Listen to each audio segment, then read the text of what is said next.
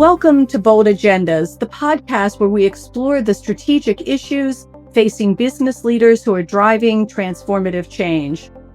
Today's episode is for anyone in the enterprise world asking what happens when architecture isn't just about systems, but about cognition.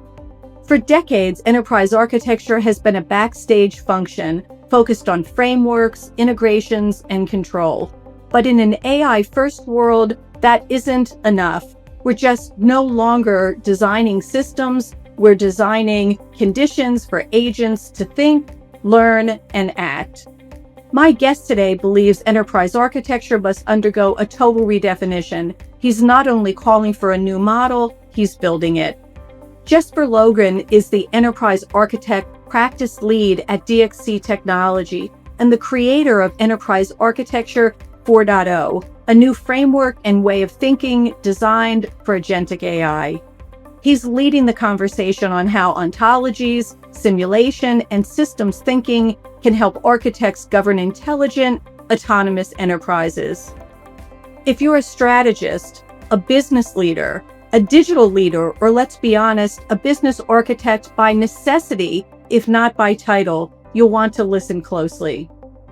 I'm Mimi Brooks, and this is Bold Agendas, Enterprise Architecture 4.0, designing for the intelligence, autonomy, and emergence. Let's get started. Jesper, welcome to Bold Agendas. I am thrilled, sincerely thrilled to have you here with me today to talk about Enterprise Architecture 4.0 and all of your good ideas. So thank you very much for taking the time. I'm just sure that this is going to be an edition of Bold Agendas that our audience is not going to want to miss. So thanks for being here. Thank you very much. And thank you for inviting me. I'm very excited. Yeah, I'm delighted. So Jesper, as you know, but others don't, I found you on LinkedIn when I started reading a series of articles that you'd published on Enterprise Architecture 4.0, EA 4.0. And as you know, I'm on the strategy side of transformation and find enterprise architecture, one of the biggest voids. There's an absence of a new paradigm for enterprise architecture given agentic AI. So I was so excited, to see the work that you've been doing and, hence your invitation to come on and share it with people. And we'll talk about ways people can learn more about this as we go forward. So it couldn't be more timely from my perspective. So thank you for getting up early. Jesper is in Australia in order to shoot this with me, and I'm just sure it will have global interest. So thank you very much.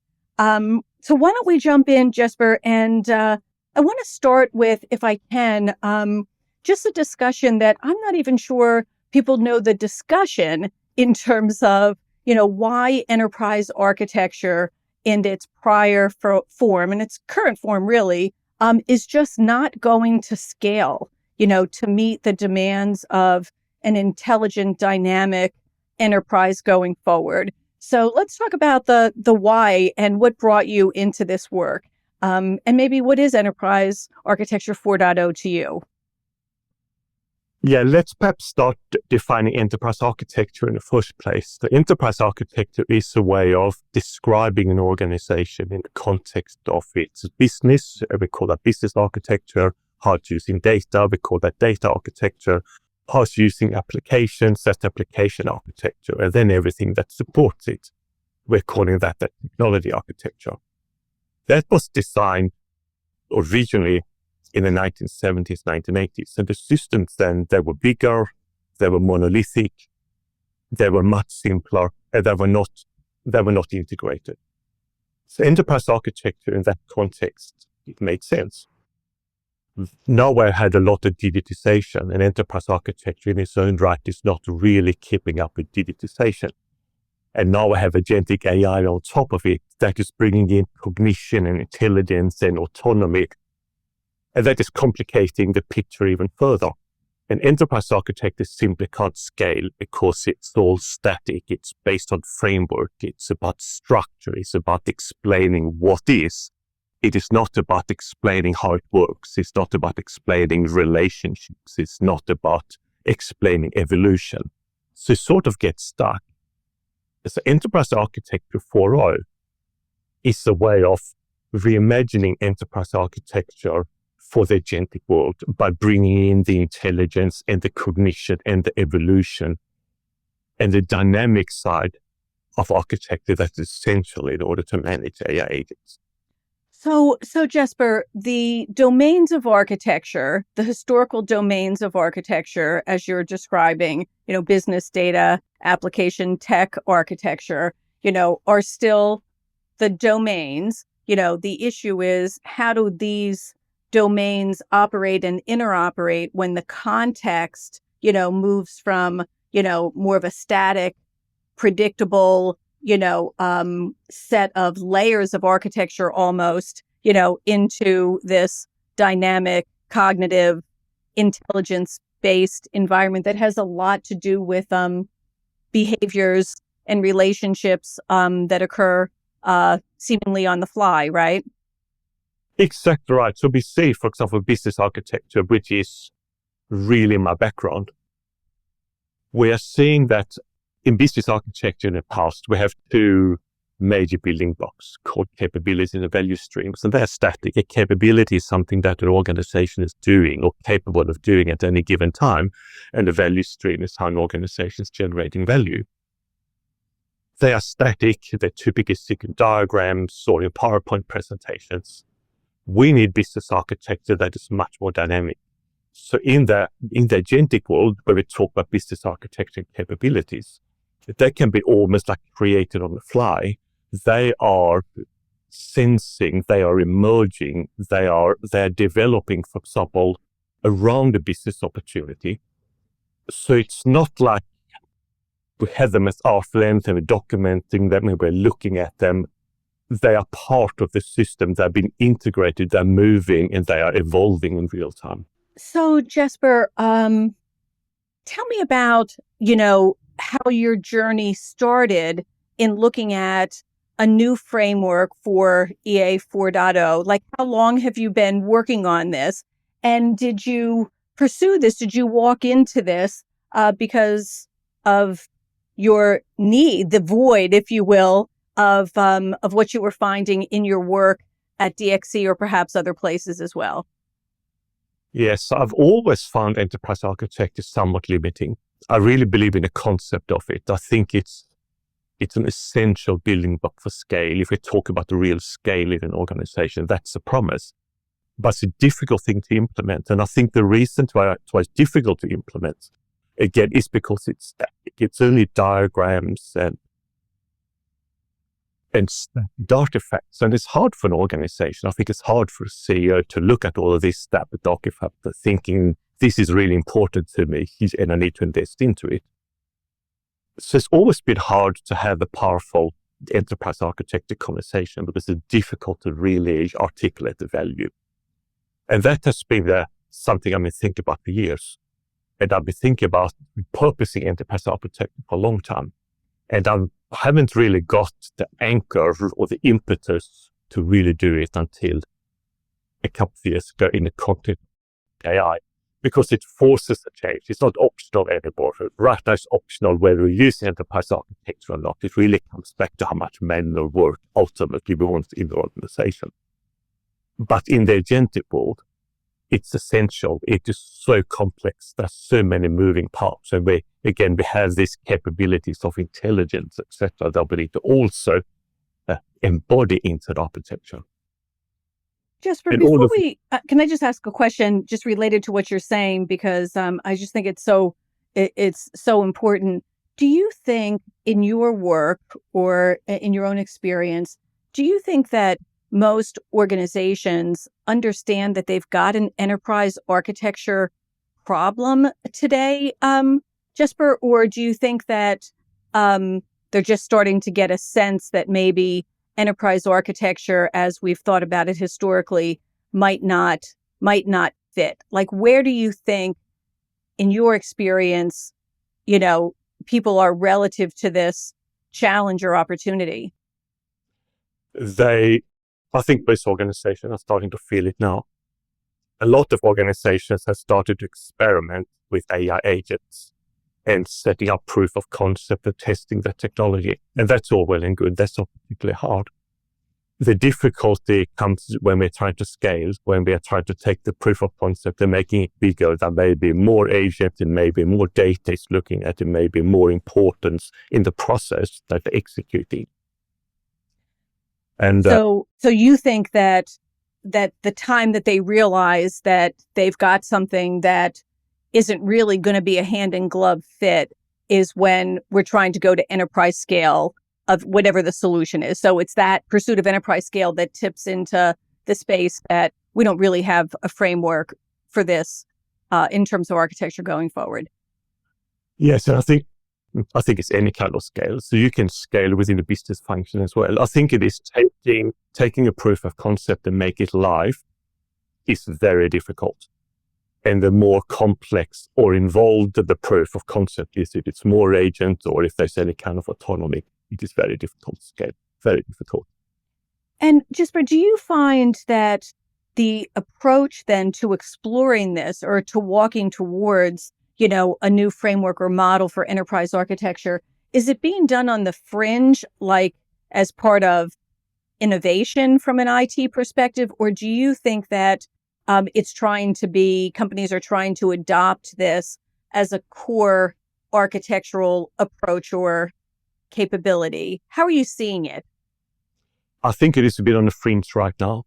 So I think enterprise architecture has always been viewed in a technology context. Business architecture is not really technology, but enterprise architecture is viewed as a technology discipline. And I think that what we're seeing now is that we see all these other disciplines coming in, for example, ontology and semantics, which are incredibly important building block in agentic AI. They are starting to become part of the conversation. So I think what I see in enterprise architecture is simply an expansion away from a more technical domain to incorporate a lot more business domains that are necessary for creating an agentic system. It could also be discovered, right, Jesper? It could also be discovered through strategy, right? So transformation strategy that's trying to imagine strategy that can anticipate, respond to the dynamic nature of the organization. How's the operating model going to change, for example? What happens when, our views of the future start changing on the roadmap because factors genuinely change, et cetera. And so the concept of dynamic strategy and dynamic architecture, meaning they both need to deal with this complexity and dynamic nature of the organization, to me is, where these two things kind of connect. And it would be fantastic to connect them at the time of strategy, right, Jesper? Because then you really do have the two halves of the cookie, trying to work a bit in tandem in support and anticipation of the other. Absolutely. And I think that we're seeing that. And one of the analogies I like to use is of a spinning wheel. And if we're sitting on the outside of the spinning wheel and we have to hold on, it's spinning, and the faster it goes, the harder we have to hold on. And after a while, we actually have to move into the center where the forces are less. And it spins faster, and we have to move closer and closer into the middle if we want to stay on this spinning wheel. And that's exactly what I see in the context of the enterprise and what we just talked about. Yeah. So I see a 5 building block strategy, operating model, architecture, design, and governance. And right now they're sitting at arm's length. They're different functions, and these functions, we're trying to integrate them. That's not going to work in the agentic world. It's far too slow. They need to come much, much closer. Governance, for example, and strategy, to me, it's almost difficult to tell them apart in the agentic world, because governance is what it does. It's providing the guardrails of a strategy, so providing the context for the strategy. And that's a different way of looking at it compared to today. So I think that they will all get much, much closer. They will all be much more interdependent, and they're relying on each other. You said something very important. We're not designing things on top of the system. We are designing things inside the system. That's right. And that's important. I think that business, I'm sure you agree with this, would be hugely advantaged if these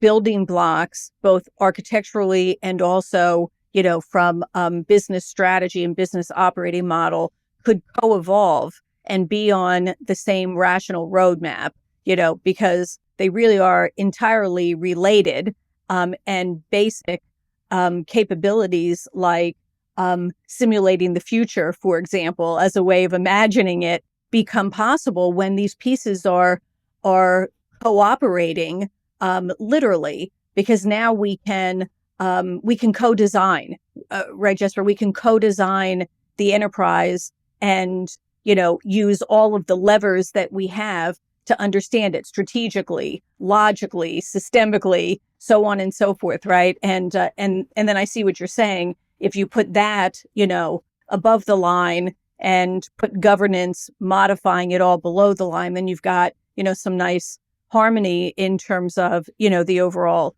decision-making model. Yes, a simulation that you mentioned is really important because we can't test these systems in the way that we do now. We can't sort of run it through a set of test scripts or having a testing process because it's very complex. We need to look at going into much more of a model environment and a simulated environment. So we're simulating strategy, we're simulating architecture, we're simulating design and governance.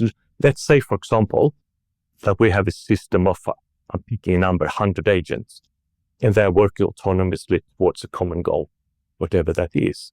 If we are changing a policy in one of those agents, we need to understand what the impact of that entire agent ecosystem is going to be before we make that in a live environment.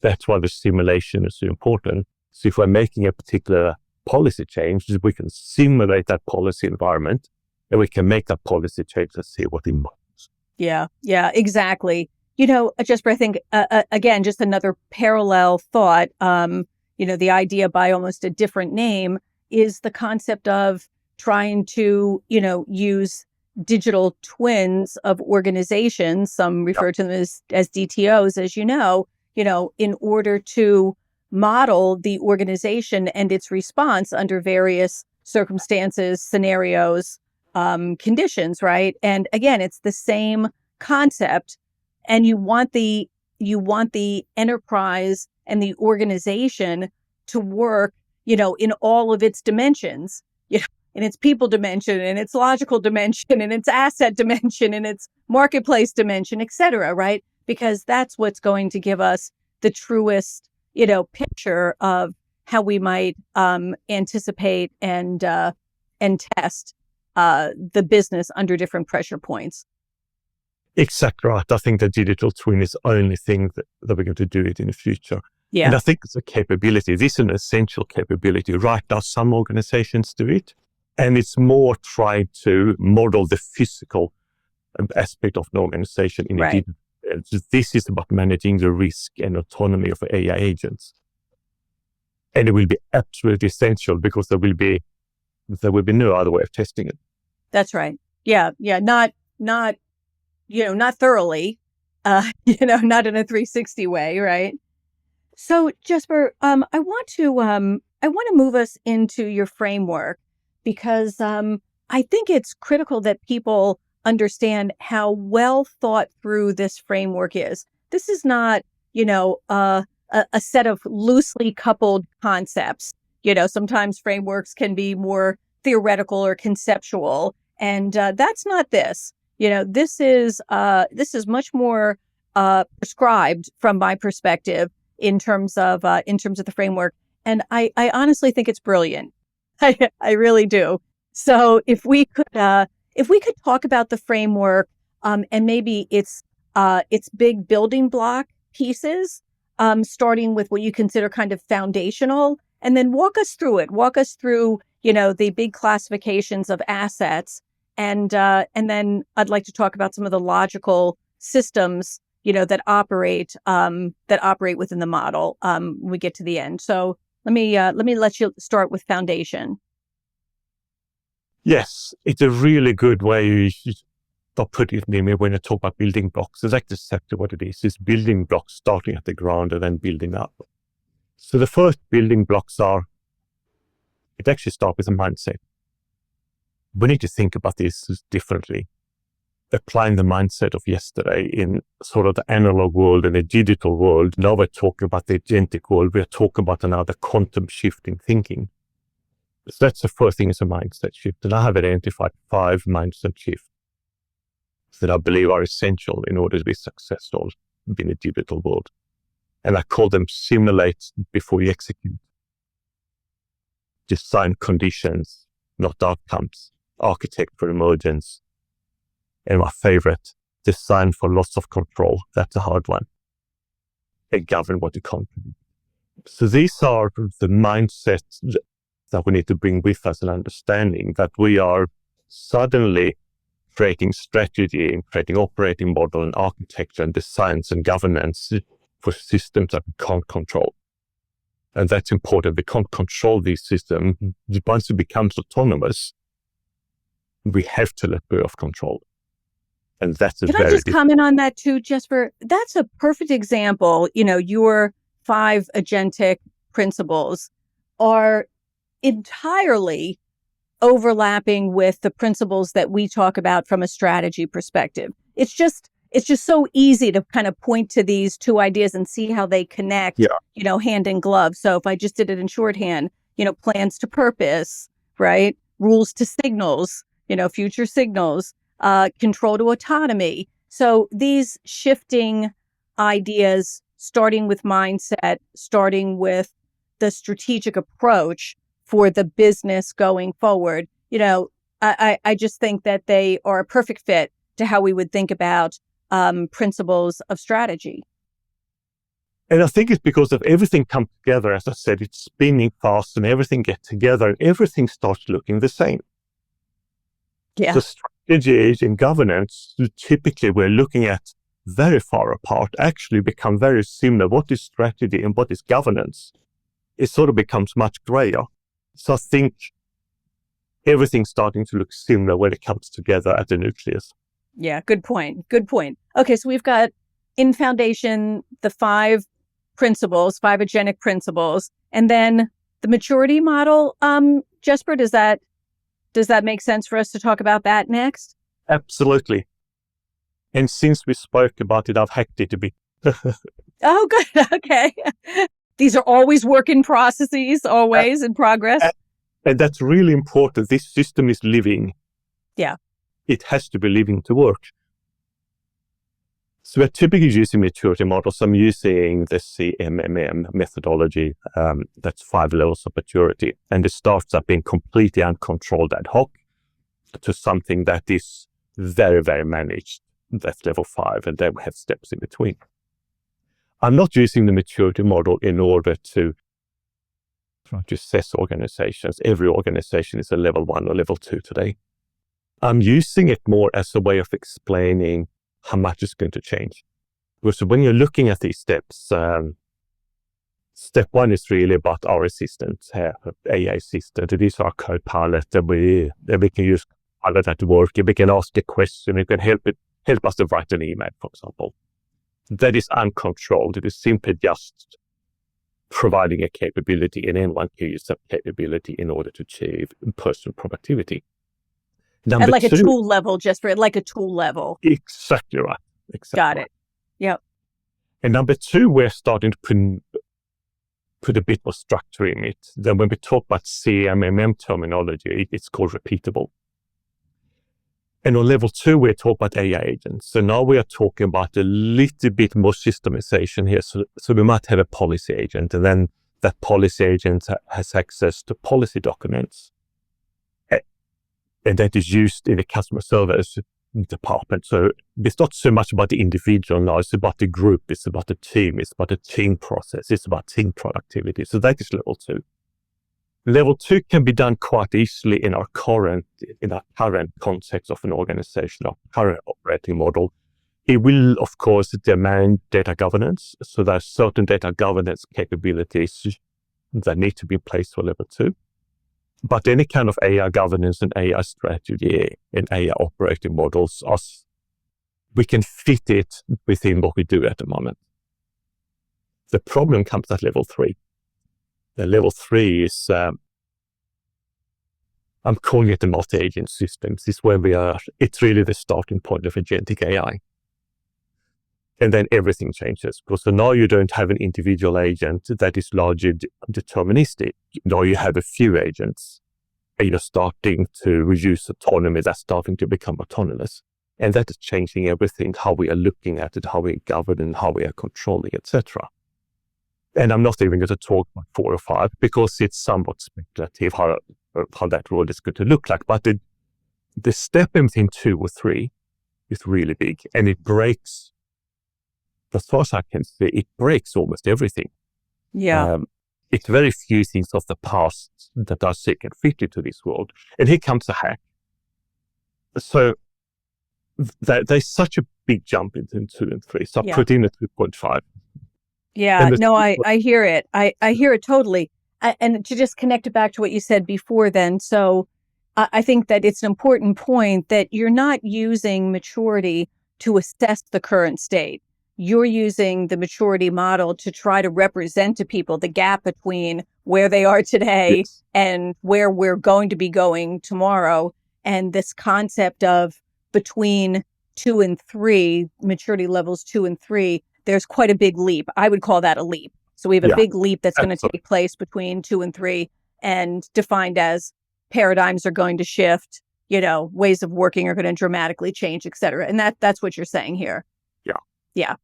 And step 2.5 specifically is a step in between to try to make that, at least from a mindset perspective, a little bit easier.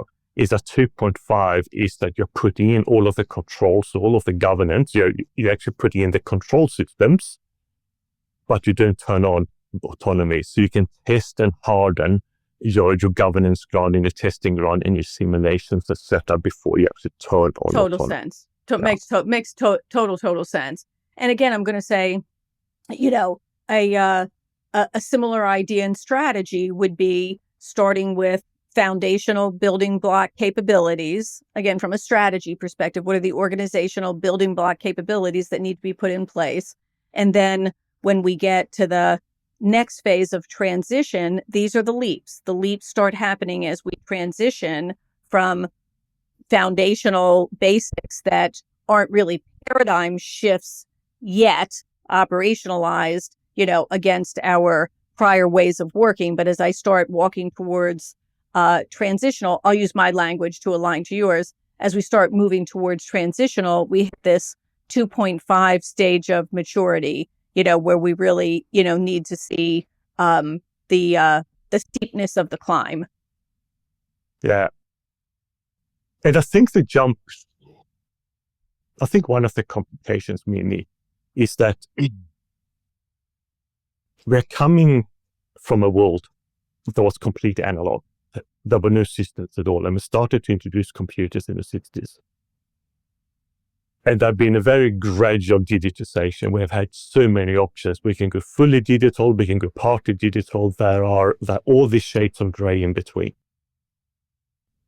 And it took about 40 or 50 years until it's impossible for an organization to be completely manual. I mean, you can't be completely manual today and survive. Right. It just wouldn't be possible. I think in the future, the same thing is going to, exactly the same thing with AI, but it's going much, much, much faster. And it's much more uncompromised. So in digital, we have the future, we have the shades of gray. You can incur a lot of technical debt, for example, in cut corners, so you get a very manual system. That's okay. If you're willing to pay, it's okay. I think when it comes to AI, there is a hard stop somewhere because of there's so much new. Is this thing about intelligence and the cognition and the relationship and the living system that is being implied by agentic AI that is so fundamentally different from anything that we know today and we're used to. So I think that is the big truth.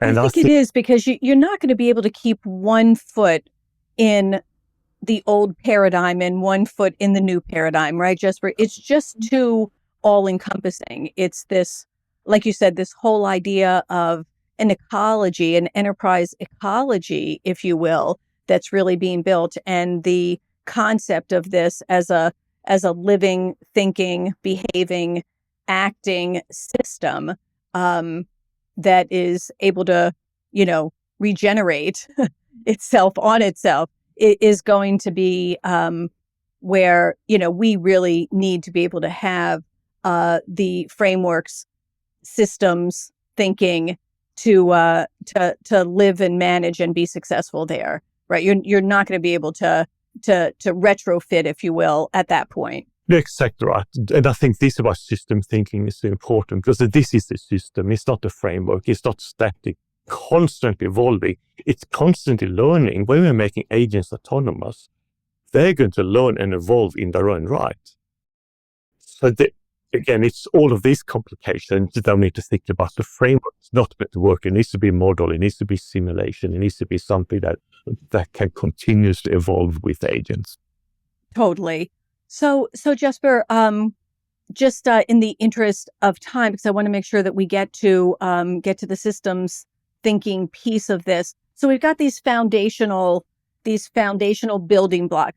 By the way, I do love the idea of referring to them more carefully as building blocks as opposed to layers, because I think when we thought about layered, architecture in the past, which was, a reasonable description, I think that's not the concept that we're talking about here, right? Where it truly is a building block idea, and then the interconnecting, interoperable nature of them together.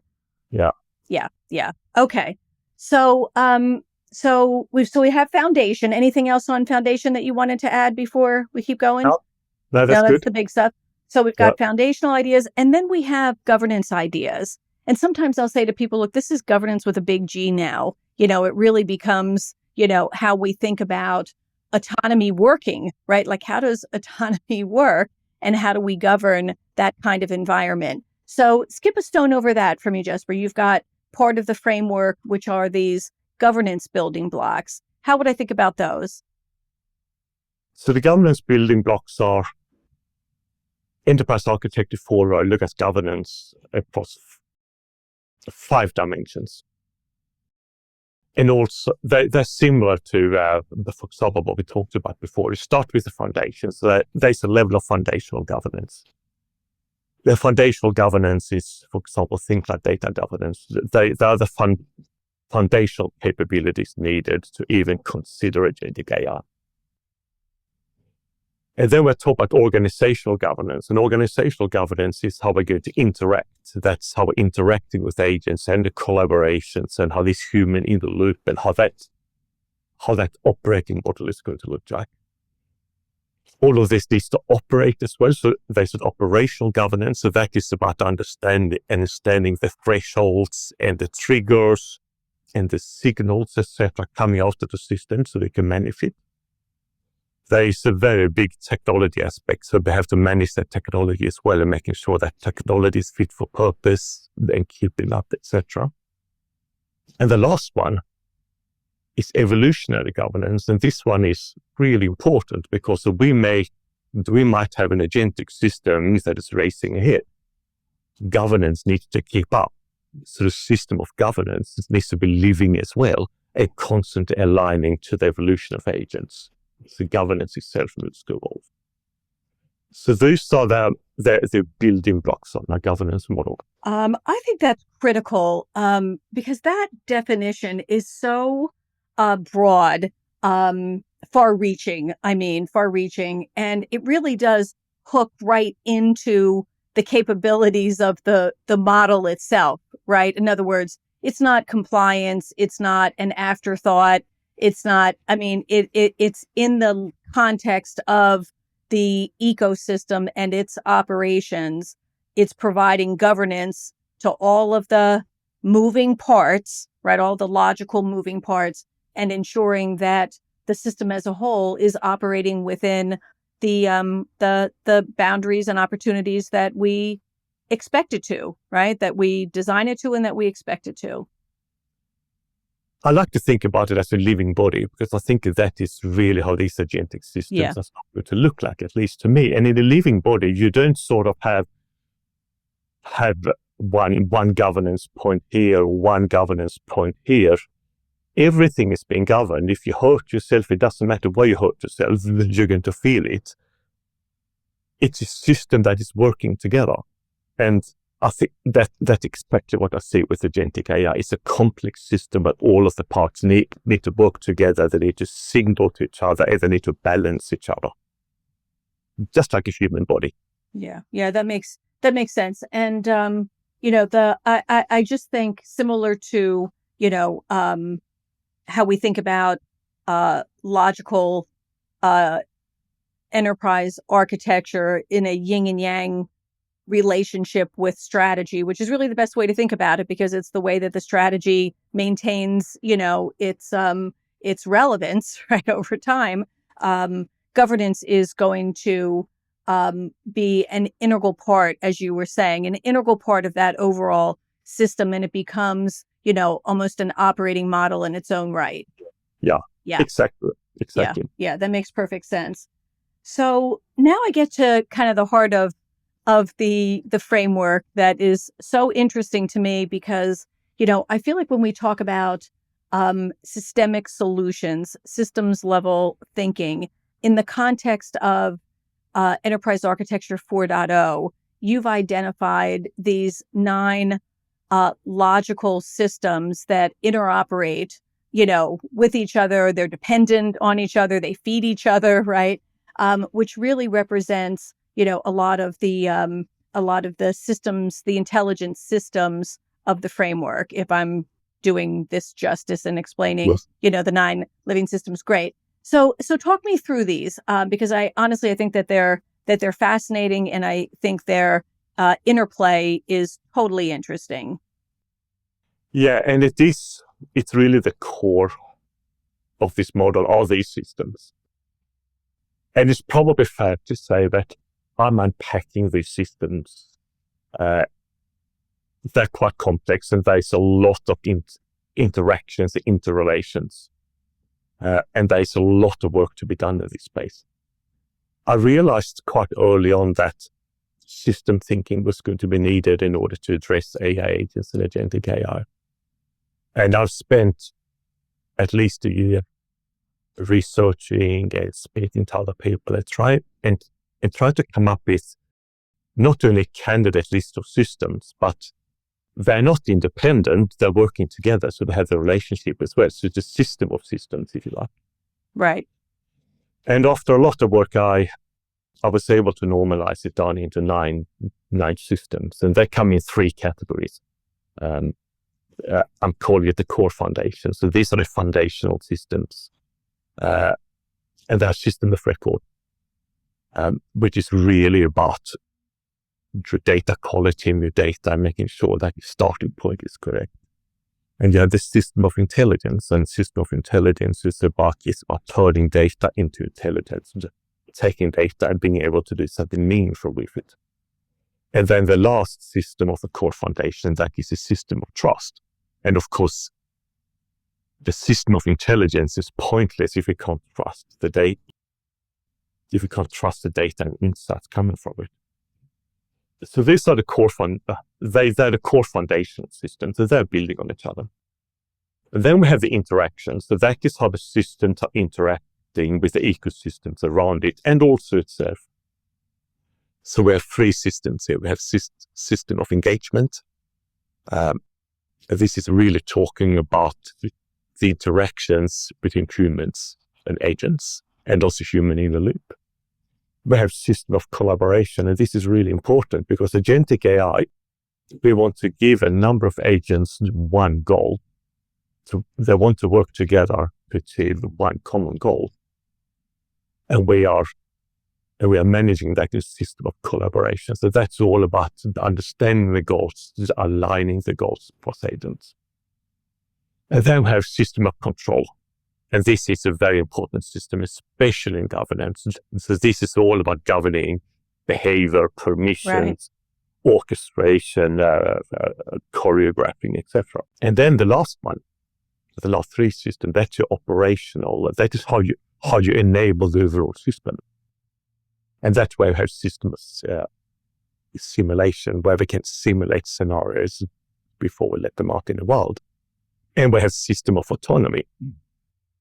And that's about managing permission, escalation, dependence, interdependence, etc. And then system of execution. So this is what an agent can do in the real world. What actions can they actually take? So all of these 9 systems come together and create an ecosystem for agentic AI. And they have a lot of relationships in between them. Some of the more common ones that we mentioned, for example, the system of record, system of intelligence, the system of trust, they're all building on each other. If you're pulling one after those ones, the entire model fails. So Jesper, the thing that if I gave this system some characteristics, we would say it's a non-linear idea, right? So this is not first you, then you, then you. This is all the systems, and they need each other to evolve and co-evolve, right? Yeah. I mean, that seems to be an important idea of them. So, it's kind of 9 active systems, and the concept of how they interoperate enables them, to develop together systemically. It's a system of systems. I'll go back to what you're saying, over time. Am I saying that right, or would you refine that in any way? No, that's exactly what it is. So in the past, we have always designed a architecture of a structure, what the system needs to do. Now we're architecting something very different. We're actually architecting for the emerging behavior. And that's what's changing things. We need all of these systems in order to understand intelligence, understanding emerging behavior and what it means in an organizational context. It means a lot of things. That's why the 9 essential systems are so important. And the systems don't really negate the traditional domains. They don't replace the traditional domains of business application, et cetera, architecture, but rather they contextualize them into the environment of agentic AI. In other words, they contextualize them into this, dynamic, generative, intelligent environment that we're trying to create here. Exactly right. And I'm talking about the systems. They're also activating things, and they're being activated at different points. So, for example, if you look at something like governance is very closely related to the system of control. So there is a relationship. If we're going into governance, we're going to have to activate a system of control for that to work. If that makes sense. That makes total sense. So if I pull the lens back then off of the 9 systems and I look at, now that I understand those, or now that people understand those, the 9 systems in the overall framework become these, as you were saying, these systems of systems that are the operating guts, if you will, of the framework itself. And again, no nonlinear, they evolve on each other, all systems in and needed, et cetera. How they move and how they develop over time and how they interoperate, obviously evolve and change, but that's the concept. The concept is that is how it works, because that's how the environment itself is evolving. Exactly right. Then you link them to maturity levels. So for example, right. We know at maturity level 1, there are probably no systems. So we know at maturity level 2, well, we're going to need some data governance. If we need some data governance, we know immediately, okay, we need a system of record here, etc. So you can, when you start overlaying the system on a maturity level, you see how the systems are becoming more complex and more involved, and also more of the system. So when you get into level 3, you have to activate all of the systems. They are required, but at level 2 and level 2.5, you don't. And also, if you go from a level 3 to level 4 maturity, although you're activating the systems, they will be activated differently because the systems are going to have to cater for more autonomy, more intelligence, more emergent behavior. So the systems look very different at every maturity level. And yeah, I love that. Reporting different things. That makes total sense to me. So I feel like what you're describing is, so we have the system of systems, if you will, that are the systems that are going to evolve and manage the evolution of this ecosystem, if you will. The foundation, you're pointing to the maturity level from the foundation, along with principled ideas and mindset ideas, which are kind of evergreen, right? Evergreen in the model. Maturity has its tipping points. Maturity has its tipping points that invoke, the full breadth of the model, Yes. if you will, in terms of when it's needed. And Yes. then, governance is the river that runs through it, right? Almost the control tower here, Yes. right?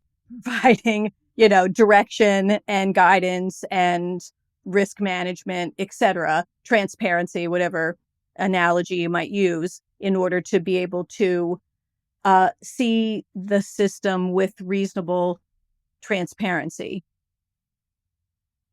I think one other way of explaining it as well is that right now, when we architect or strategy, it doesn't matter what it is, governance as well, we always think about the target state, the future state, and what we're going to achieve. We can't think like this with agentic AI because we don't really know exactly what the agentic AI is going to achieve or how it's going to achieve it. So it's not a question of designing for the end state. It's more about designing the system and designing the conditions for emergent behavior. And then that will lead to an outcome rather than defining the outcome itself. Right. Because you can't define the outcome. Right. I was going to say, because that's impossible. And, we're really trying to figure out how to live in a perpetual state of evolution. I mean, that's really what we're talking about here, right? No, exactly. And I guess that's why when you talk about your own framework, you really don't talk about it as, work that's done, right, Jesper? I mean, you don't look at it as done work. How do you look at it? I look at it as being probably in the beginning. I think this is a very big goal. And it is something I'm going to say that we as humans, we haven't experienced. We never experienced autonomy outside of humanity. We never experienced autonomy that can't be held accountable, because you can't make an AI agent accountable. At least not today. So, I'm sorry, Mimi, I dropped your question. Sorry, can you give me the... No, that's okay.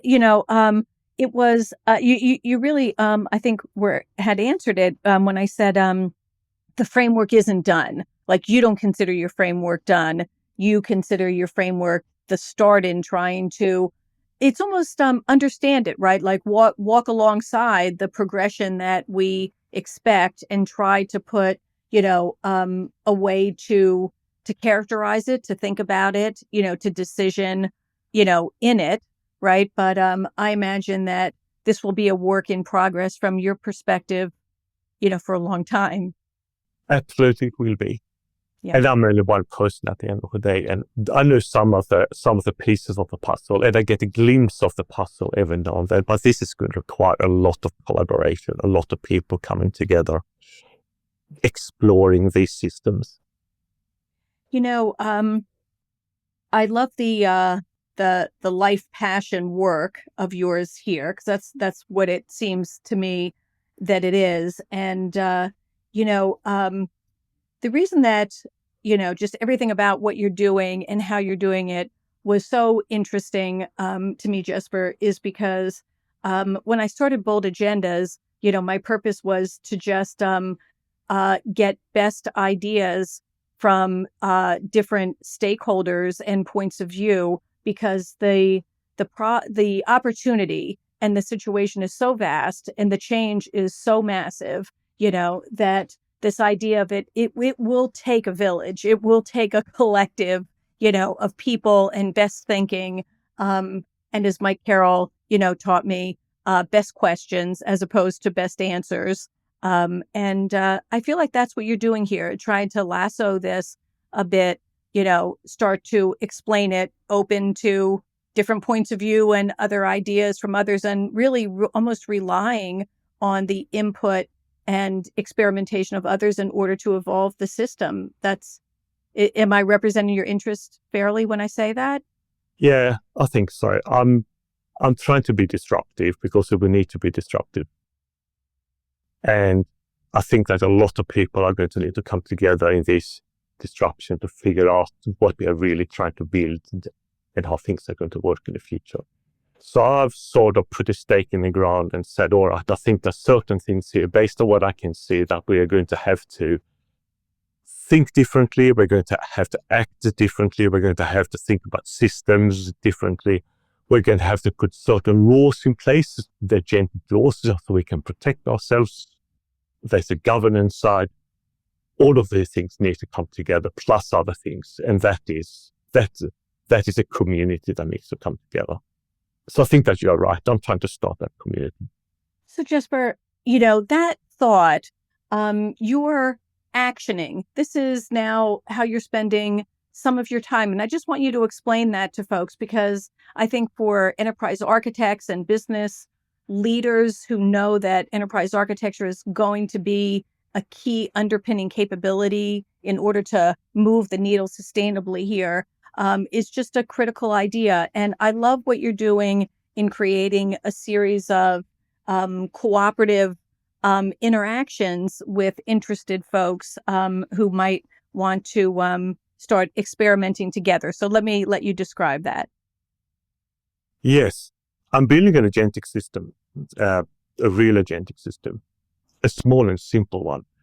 And it's not so much about technology, it's about putting in everything that we're talking about. So what does it look like, for example, from a systems perspective, where we are starting to define the different systems, and let's say that we go through level 2 and level 3 maturity, and we are starting to build out this overall system. How does it look like? How do you approach it? How do you design it? How do you architect it? What do the artifacts look like in this world compared to the old world, etc.? So I'm going to explore all of those things. I probably have answers for half of it, if I'm optimistic. So this is why I need the community. We need thinking from a lot of smart people to figure this out. We are really addressing intelligence itself here. Yeah. And it's a huge thing to address intelligence. And I'm starting with the 9 systems. That is, I think, in a sense, a quite crude way of trying to model intelligence. But it's a starting point because we need to do it. We need to approach all of this in a different way. And I'm hoping I'm going to get a lot of people with me in this journey to explore this together. Because this is really exciting. And it is really where the future is going. So Jesper, if people are interested in potentially, being involved in this, co-creating, the agentic system that, you're trying to seed here and drawing on contributions from others, what's the best way for them to understand that or to reach out to you? What is it that you could offer in terms of next steps if people thought this sounded interesting? Right now would be to reach out on LinkedIn.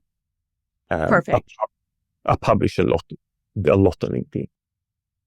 I am building a website called Enterprise Architecture 4.0.institute.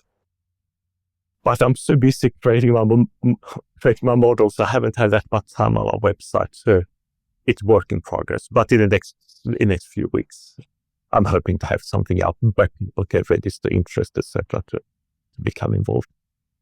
So let me give a plug on that, kind of in starting to wrap this up, that I found you on LinkedIn, with some of the content that you put there, much of which we're talking about here today. And if people go out, onto your LinkedIn, they'll find the details of this framework and other, white papers and commentary that you publish. And it's all wonderful and entirely worth, the read. So let me encourage people to do that. And then, if they're, an architect of the future, maybe an orchestrator, it might be a way we'll think about it more so, right? As we think about these roles, then they'll be able to find an easy way to reach out to you and indicate some interest. Perfect. So Jesper, any final words of wisdom here, in terms of why enterprise architecture, is something that we all need to care about, not just technologists? Yeah, I think the word of wisdom would be, whether it's enterprise architecture or not, I think that the world that we're going into is very different. I think agentic AI turns everything upside down. And there may be a number of ways of approaching this world. Enterprise architecture for is one of them. I'm sure there are other ways as well. I think what's important is really the mindset shift. It's about understanding the future that we're going into is very unlike what we've seen in the past. And we are so used to taking comfort in what we've done in the past. The face of bias, I can't remember what it's called, but we are taking things from the past and bring it into the future. And we have done that, I think, with various success in the past. But I think with agentic AI, there is not that much we can take with us. We're going to have to rethink a lot. So I think that mindset is a starting point. Yeah, no matter where you are and what you're working on, those basic foundational ideas, I think, are going to be a bedrock for all of us in terms of, how do we reason through this, and how do we commit to reasoning through it, because it's not going to be a slight adjustment in terms of the current state. So Jesper, I'm going to leave it on that note, and thank you again for not only your time here, but the tremendous body of work that you've created. I'm sure, on your own time, and much of it. And I encourage everyone that's watching this to take the time to look at it. It's brilliant, and it's hugely needed, and it comes at a perfect time, even if it's incomplete.